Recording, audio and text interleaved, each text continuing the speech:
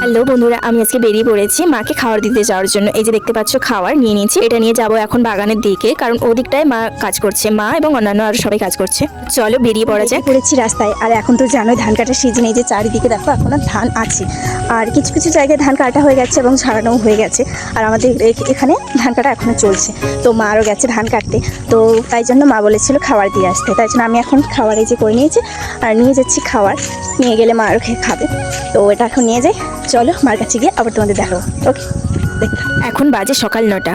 দেখে মনে হচ্ছে কি সকাল 9টা বাজে, মনে হচ্ছে না সকালবেলা এটা, কিন্তু কুয়াশায় চারিদিকে এরকম ভাবে লাগছে, আর ওয়েদারটাও খুব খারাপ হয়ে আছে, মেঘলা হয়ে আছে, দেখতেই পাচ্ছ তোমরা। বেশি কথা না বলে এখন চলো হাঁটা শুরু করি। এখন চলে এসেছি বাগানের কাছে যেখানে মা কাজ করছে, আর এদিকে দেখো সূর্যি মামা উঠে গেছে, একটু একটু করে মুখ দেখা। খাবারটা রেখে চলে গেলাম মাঠের দিকে যেখানে মা আরও কাজ করছে। তো সবাই কাজ করছে, বলে সবাই একটা ভিডিও করে দে, তাই কিছুক্ষণ পর আমি ভিডিওটা নিয়ে নিলাম। আর সবাই কথাবার্তা বলছে, তারপর মা বললো রান্নার কি জোগাড় হবে, ওই জন্য সেটা বলে দিতে তারপর চলে এলাম বাগানের দিকে। মা বললো বাগান থেকে মূলো নিয়ে যা, তাই চলে এসেছি বাগানে মূলো তুলতে। তারপরে এই যে রাস্তা পেরিয়ে পেরিয়ে যেতে হচ্ছে, কারণ আগের দিন দেখেছিলাম মাটির জল ছিল না, বাট আজকে জল দিয়ে দিয়েছে, তাই জল দেখা যাচ্ছে। রাস্তা দিয়ে যাওয়ার সময় একটা পানা পুকুর দেখলাম, সেখানে হচ্ছে কত ফুল ফুটে আছে, প্রচুর ফুল হয়েছে। তো আমি ভাবলাম একটু তুলে নিলাম। সবকিছু তোলা কমপ্লিট করে এখন যাচ্ছি বাড়ি, কারণ এখন তো ধান কাটার সিজন, আর রান্না তো আমাকেই করতে হবে, কারণ এই সিজনটায় মা রান্না করে না, আমি রান্না করি, তাই তাড়াতাড়ি গিয়ে রান্না বসাতে হবে। চলো ভিডিওটা এখানেই শেষ করছি, দেখা হবে পরের মিনি ব্লগে। আমার এই ছোট্ট ভিডিওটা কেমন লাগলো অবশ্যই জানিও। ভিডিও ভালো লাগলে একটা লাইক আর চ্যানেলটা সাবস্ক্রাইব করে দিও।